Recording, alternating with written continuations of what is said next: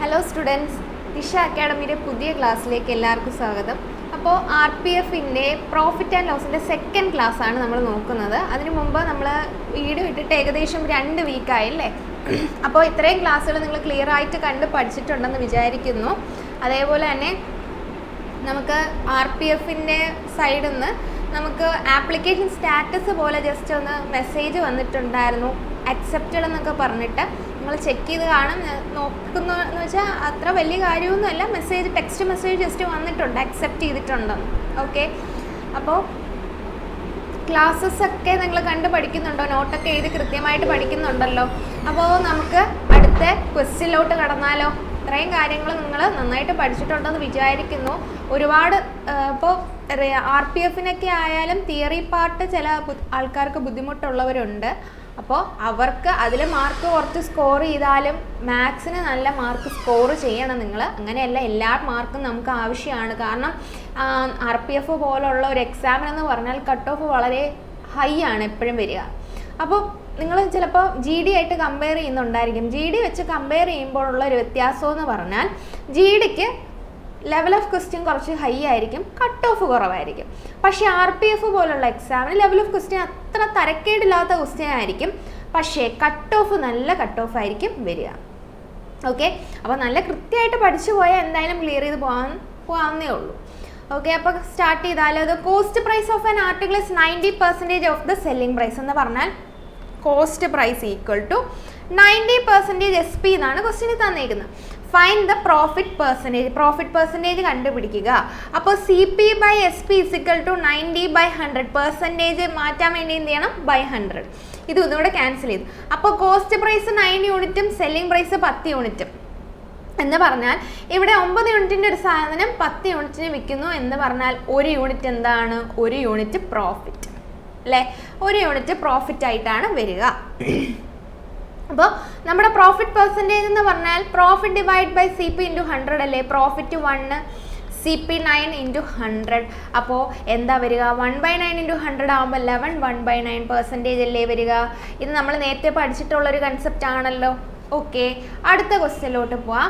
A man buys 50 pencil for ₹100 and sell 45 pencil for ₹90.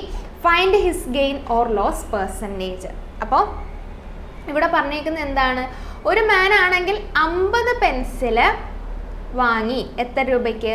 100 രൂപയ്ക്ക് വാങ്ങി. 50 pencil 100 രൂപയ്ക്ക് വാങ്ങി. ഈ അടുത്ത് എന്ത് ചെയ്യാണ്? സെല്ലിയാണ്. 45 പെൻസില് 90 രൂപയ്ക്ക് സെല്ലിയാണ്. അങ്ങനെയാണെങ്കിൽ അയാൾക്കുണ്ടാവുന്ന ലാഭം അല്ലെങ്കിൽ നഷ്ടമാണ് ചോദ്യം, നഷ്ടത്തിൻ്റെ ശതമാനം. അപ്പോൾ ചില ആൾക്കാർ വിചാരിക്കും 50 പെൻസിൽ 100 രൂപയ്ക്ക് വാങ്ങിയിട്ട് അയാൾ 45 പെൻസിൽ 90 രൂപയ്ക്ക് വിറ്റു, അപ്പോൾ അയാളുടെ കയ്യിൽ ഒരു 5 പെൻസിൽ ഉണ്ടല്ലോ എന്ന് ചില ആൾക്കാർ വിചാരിക്കും. അങ്ങനെയല്ല കൺസെപ്റ്റ് എടുക്കേണ്ടത്. ഇവിടെ 50 പെൻസിലിന് 100 രൂപയാണെങ്കിൽ ഒരു പെൻസിലിനുള്ള വില എന്ന് പറഞ്ഞാൽ 100/50 എത്ര? 2 രൂപയാണല്ലോ. അപ്പോൾ അയാൾ വാങ്ങിയപ്പോൾ 2 രൂപയായിരുന്നു അവരുടെ പ്രൈസ് എന്ന് പറയുന്നത്. ഇനി വിൽക്കുന്ന സമയത്തിന് അയാൾ കയ്യിൽ നിന്ന് പൈസ ചിലവായത് 90 ആണെങ്കിൽ 90 രൂപ, 45 എണ്ണത്തിനാണ് 90 രൂപ. അപ്പം 90/45 ഒരെണ്ണത്തിന് 2 രൂപ. അപ്പോൾ സെല്ലിംഗ് പ്രൈസ് എന്ന് പറഞ്ഞാൽ 2 റുപ്പീസ്. ഓക്കെ, അപ്പോൾ കോസ്റ്റ് പ്രൈസും 2, സെല്ലിംഗ് പ്രൈസും 2. ഗെയിൻ ആണോ ലോസ് ആണോ? അവിടെ നെയ്തർ ഗെയിൻ നോർ ലോസ് ആണ്. അപ്പോൾ നെയ്തർ ഗെയിൻ നോർ ലോസ്.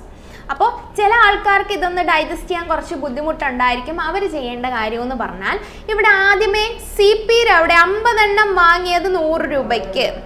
ഇനി അടുത്തത് സെല്ലിംഗ് പ്രൈസിന് 45 എണ്ണം വാങ്ങിയത്, 45 എണ്ണം വിറ്റത് 90 രൂപയ്ക്കാണ്. അപ്പോൾ നിങ്ങൾക്ക് ചെയ്യാൻ പറ്റുന്നതെന്ന് പറഞ്ഞാൽ ക്വാണ്ടിറ്റിയുടെ എണ്ണം അങ്ങ് സെയിം ആക്കിയാൽ ലാഭമാണോ നഷ്ടമാണോ നിങ്ങൾക്ക് തീർച്ചയായും അറിയാൻ പറ്റും. ക്വാണ്ടിറ്റി ഇപ്പോൾ ഇവിടെ 50ഉം 45ഉം ഉള്ളത് കൊണ്ടല്ലേ നിങ്ങൾക്കത് മനസ്സിലാകാത്തത്. അപ്പോൾ നിങ്ങൾക്ക് എന്ത് ചെയ്യാൻ പറ്റും? ഈ 45നെയും 50നെയും സെയിം വാല്യൂലോട്ട് കൺവേർട്ട് ചെയ്യുക എന്ന് പറഞ്ഞാൽ 50ൻ്റെയും 45ൻ്റെയും LCM എടുക്കുക. 50ന്റെ 45ന്റെ LCM എന്ന് പറഞ്ഞാൽ എത്ര വരുന്നത്? 450 അല്ലേ? 450. അപ്പോൾ ജസ്റ്റ് ഒന്ന് ചെയ്ത് നോക്കാം. 50, 45, 5 വെച്ചിട്ടാവുമ്പോൾ നമുക്ക് ഇവിടെ ഒരു 10 വരും, ഇവിടെ ഒരു 9 വരും. നമുക്ക് കിട്ടുക എന്ന് പറഞ്ഞാൽ 450. അപ്പോൾ ഇവിടെ ഇൻറ്റു 9ഉം ഇവിടെ ആണെങ്കിലോ ഇൻറ്റു 10ഉം ആണ് വരുന്നത്. അപ്പോൾ നമ്മൾ ഇവിടെ 9 വെച്ചാണ് മൾട്ടിപ്ലൈ ചെയ്യുന്നതെങ്കിൽ ഇവിടെയും 9 വെച്ച് മൾട്ടിപ്ലൈ ചെയ്യണം, ഇവിടെയാണെങ്കിൽ 10 വെച്ച് മൾട്ടിപ്ലൈ ചെയ്യണം എന്ന് പറഞ്ഞാൽ ഇവിടെ 900 റുപ്പീസിൻ്റെ സാധനമാണ് വാങ്ങിയത്, അത് വിൽക്കുന്നതോ 900 റുപ്പീസിനാണ്. അപ്പോൾ അതെന്താ? നെയ്തർ ഗെയിൻ നോർ ലോസ് അല്ലേ? ഓക്കെ, അപ്പോൾ ഓപ്ഷൻ ഡി ആണ് നമുക്ക് ആൻസർ ആയിട്ട് വരിക. ആൻസർ മനസ്സിലായോ? അപ്പോൾ ഡിഫറെൻറ്റ് ക്വാണ്ടിറ്റീസ് ആയിട്ടുള്ള ഒരു കമ്മോഡിറ്റിയാണ് തരുന്നതെങ്കിൽ നമ്മൾ എന്ത് ചെയ്യണം? ആ കമ്മോഡിറ്റീസിൻ്റെ ക്വാണ്ടിറ്റി അങ്ങ് സെയിം ആക്കണം. ക്വാണ്ടിറ്റി സെയിം ആക്കി കഴിഞ്ഞാൽ നമുക്ക് എന്ത് കിട്ടും? പെട്ടെന്ന് ആൻസർ കിട്ടും. ഓക്കെ, അടുത്ത ക്വസ്റ്റ്യനിലോട്ട് പോകാം. A tradesman marked his goods 20% above the cost price of the good. He gives a discount on 10% while selling the goods. Find his gain percentage. അപ്പോൾ നമ്മൾ സാധാരണ രീതിയിൽ ആലോചിക്കുക. ഞാൻ ഫസ്റ്റ് ക്ലാസ്സിൽ പറഞ്ഞായിരുന്നു, ഒരാൾ ഒരു സാധനം 100 രൂപയ്ക്ക് വാങ്ങിയിട്ട് അയാൾ എന്ത് ചെയ്യും? 120 രൂപയെന്ന് അതിൻ്റെ അകത്ത് സ്റ്റിക്ക് ചെയ്തതിന് ശേഷമാണ് അതിലൊരു ഡിസ്കൗണ്ട് കൊടുത്തിട്ട് അതിനെ സെല്ല് ചെയ്യുന്നത്. ചിലപ്പോൾ ഒരു 10 രൂപ ഡിസ്കൗണ്ട് കൊടുത്തിട്ട് 110 രൂപയ്ക്കായിരിക്കും വിൽക്കുന്നത്. അപ്പോഴും അയാൾക്ക് എന്തുണ്ടാവുന്നു? ലാഭം 10 രൂപ ഉണ്ടാവുന്നുണ്ട്. അപ്പോൾ ഇവിടെയുള്ള ഈ 100 രൂപ CP ആണ്, 120 രൂപ എന്ന് പറഞ്ഞാൽ മാർക്ക്ഡ് പ്രൈസ് ആണ്, 110 രൂപ എന്ന് പറയുന്നത് സെല്ലിംഗ് പ്രൈസ് ആണ്. Okay, a tradesman marked his goods 20% above the cost price എന്ന് പറയുമ്പോൾ കോസ്റ്റ് പ്രൈസ് 100 ആണെങ്കിൽ മാർക്ക്ഡ് പ്രൈസ് എന്ന് പറഞ്ഞാൽ 20% അബവ് ദ കോസ്റ്റ് പ്രൈസ് എന്ന് പറഞ്ഞാൽ 100 120 ആയി. ഓക്കെ, ഇനി അടുത്ത he gives A discount of 10%. 10% discount കൊടുക്കുന്നുണ്ട്. 10% ഡിസ്കൗണ്ട് എന്ന് പറഞ്ഞാൽ ബാക്കി 120ൻ്റെ മാർക്ക്ഡ് പ്രൈസിൻ്റെ 90 മാത്രമാണ് അവിടെ ഉള്ളത്. നിങ്ങൾക്ക് ആദ്യമായിട്ട് ഈ ക്ലാസ് കേൾക്കുന്നവർക്ക് ഇത് കൃത്യമായിട്ട് മനസ്സിലാവത്തില്ല. ഫസ്റ്റ് ക്ലാസ് നന്നായിട്ട് കേട്ടിട്ട് വരിക. അതേപോലെ പെർസെൻറ്റേജിൻ്റെ കൺസെപ്റ്റൊക്കെ വെച്ചാണ് നമ്മൾ ചെയ്യുന്നത്. ഓക്കെ, അപ്പോൾ ഇവിടെ മാർക്ക്ഡ് പ്രൈസിൽ നിന്നും 10% ഡിസ്കൗണ്ട് പോയി എന്ന് പറഞ്ഞാൽ 120ൻ്റെ 10% എന്ന് പറഞ്ഞാൽ 12 ആണ്. ഓക്കെ, അപ്പോൾ 120 നിന്ന് 12 അങ്ങ് പോയി. ബാലൻസ് സെല്ലിംഗ് പ്രൈസ് എത്ര? 108. അപ്പോൾ നമ്മുടെ ഗെയിൻ പെർസെൻറ്റേജ് എത്രയാണ് ഗെയിൻ എന്ന് പറയുന്നത്? 8 യൂണിറ്റ്. അപ്പോൾ 8 ഡിവൈഡഡ് ബൈ CP ഇൻറ്റു 100. നമുക്ക് ക്യാൻസൽ ചെയ്ത് പോകുമ്പോൾ എത്ര ശതമാനമാണ്? 8% ആണ് ഇവിടുത്തെ ഗെയിൻ എന്ന് പറയുന്നത്. ഇത്രയും മനസ്സിലായോ? ഇത്രയും കിട്ടിയോ? ക്ലിയർ ആണോ? ഓക്കെ, ഇനിയിപ്പോൾ അടുത്തൊരു കൺസെപ്റ്റ് എന്ന് പറയുന്നത് ഈ ഒരു ക്വസ്റ്റ്യൻ, ഇതാണ് ബേസിക് മെത്തേഡ് എന്ന് പറയുന്നത്. ഈ ഒരു ക്വസ്റ്റ്യനെ നമുക്ക് ചെയ്യാൻ പറ്റുന്നതെന്ന് പറഞ്ഞാൽ വേറൊരു രീതിയിലും കൂടെ ചെയ്യാം. അത് യൂസ് ചെയ്യേണ്ട ഇക്വേഷൻ എന്ന് പറഞ്ഞാൽ, അപ്പോൾ ഇവിടെ ക്വസ്റ്റ്യന് പറയുന്നത് എന്താണ്? 20% എബോവ് മാർക്കപ്പ് ചെയ്തു, 10% ഡിസ്കൗണ്ട് കൊടുത്തു. അപ്പോൾ ഇങ്ങനെ ഒരു അല്ല, ഈ ക്വസ്റ്റ്യൻ അങ്ങനെ പറ്റത്തില്ല. 8% എഴുതിയാൽ മതി. വേറൊരു ടൈപ്പ് ക്വസ്റ്റ്യൻ. ഓക്കെ, ഇപ്പോൾ ഒരു ക്വസ്റ്റ്യൻ ഞാൻ എടുത്തിട്ടില്ലല്ലോ. ഈ ക്വസ്റ്റ്യൻ ആണത്. ഓക്കെ, ആ ക്വസ്റ്റ്യൻ അങ്ങനെ ചെയ്യാൻ പറ്റത്തുള്ളൂ. ഇനി അടുത്ത question, A tradesman mark his good 10% above the cost price. If he allows his customer 10% discount on the marked price, how much profit or loss does he make if any? അപ്പോൾ ഈ ഒരു question വേണമെങ്കിൽ നമുക്ക് successive method വെച്ച് ചെയ്യാം കേട്ടോ. ആ method use ചെയ്യാം. സക്സസീവ് മെത്തേഡ് എന്ന് പറഞ്ഞാൽ ആദ്യം എന്ത് ചെയ്തു?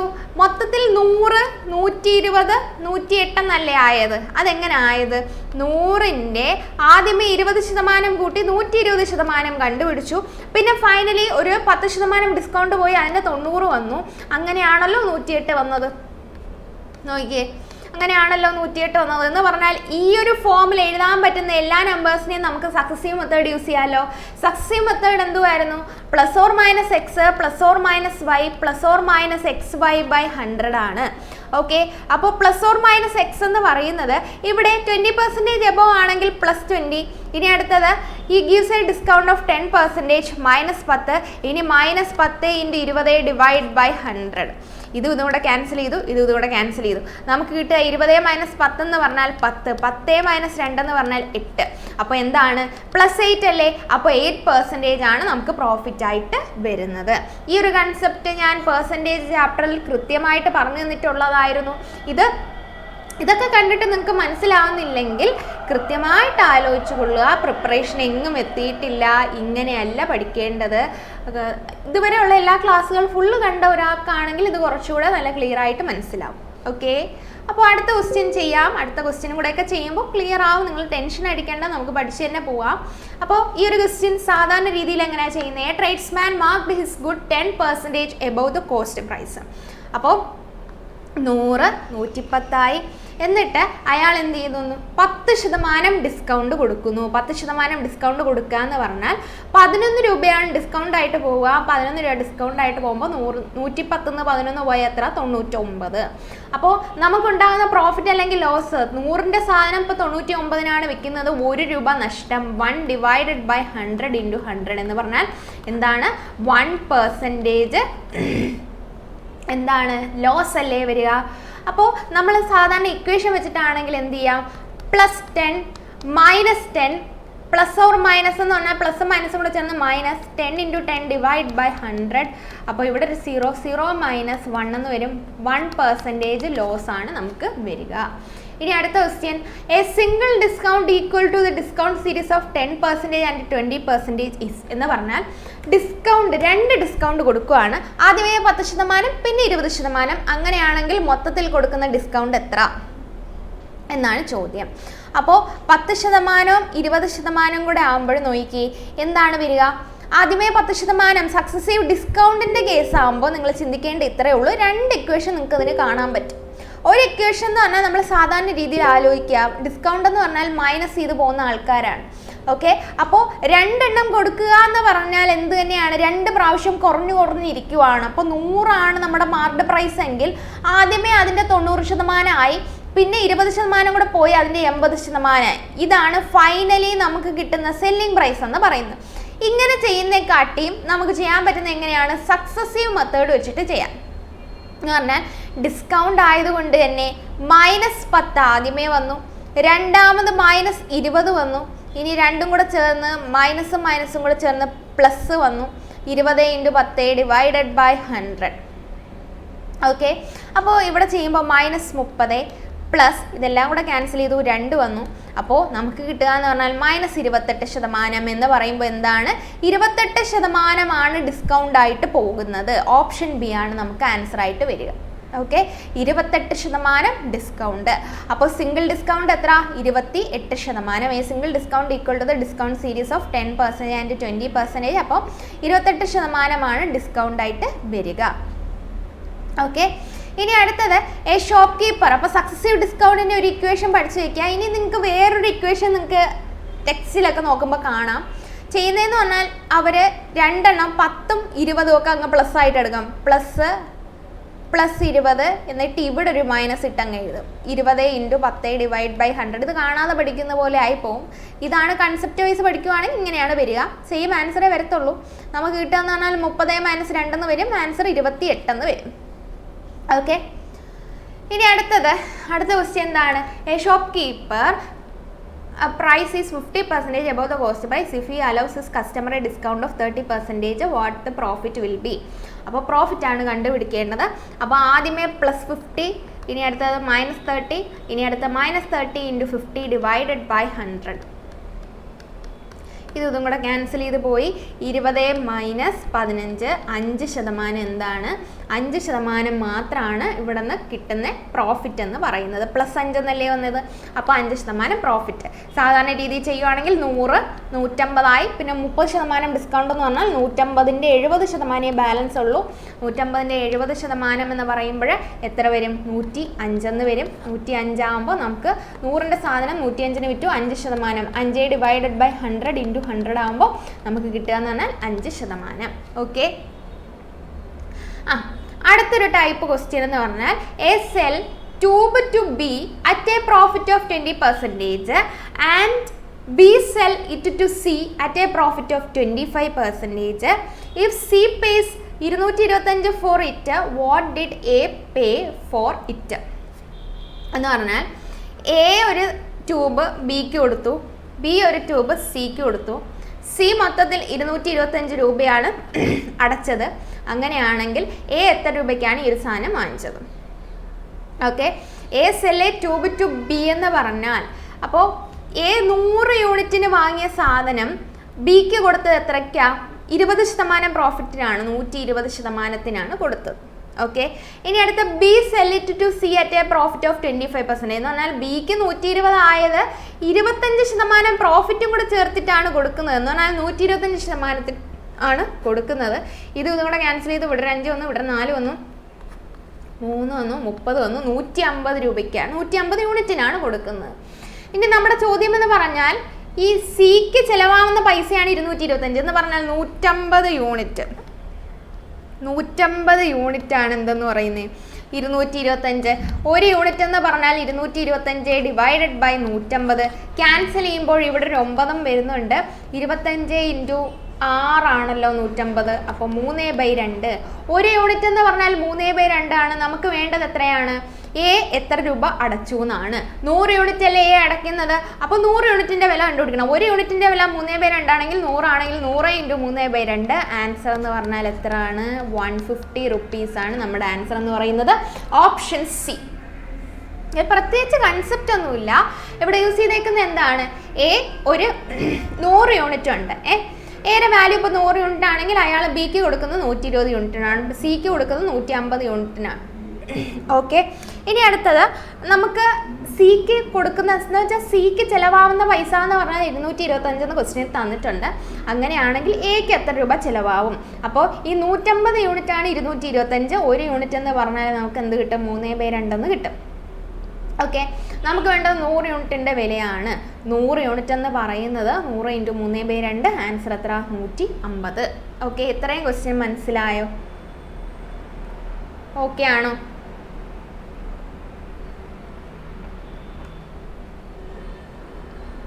അടുത്ത ക്വസ്റ്റ്യൻ നോക്കാം. Ravi sold a music system to Karthik at 20% gain and Karthik sold it to Anil at 40% gain. Anil paid 10500 10500 രൂപ അടച്ചു for the music system. What amount did Ravi pay for the same? എന്ന് പറഞ്ഞാൽ രവി, കാർത്തിക്, അനിൽ. രവി ഒരു music system കാർത്തിക്കിന് കൊടുത്തു 20% profit, 100ഉം 120.